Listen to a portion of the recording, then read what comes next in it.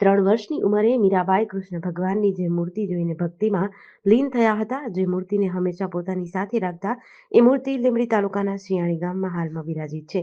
મીરાબાઈ તેમના જીવનના અંતિમ દિવસોમાં સંઘ સાથે મેવાડથી દ્વારકા ભગવાન શ્રી કૃષ્ણના દર્શનાર્થે જતા હતા. ત્યારે શિયાળીમાં રાત્રિ રોકાણ કર્યું હતું. ગામના ચોરામાં પડાવ નાખ્યો હતો. તે સમયે લીંબડીના ઠાકોર સાહેબ વખતસિંહજીને ગાંઠનું અસહ્ય દર્દ હતું. પીડા મટાડવામાં કોઈ ઉપચાર કામ નહોતા લાગતા. એ રાત્રે મીરાબાઈએ ઉતારાના સ્થળે કૃષ્ણ ભગવાનની મૂર્તિની સ્થાપના કરી ભજન ગાવાનું શરૂ કર્યું. રાજાની પીડાથી વ્યાકુળ રાણીએ મૂર્તિને નમન કરી રાજાનું ગાંઠનું દર્દ દૂર કરવા પ્રાર્થના કરી અને ચમત્કાર થયો.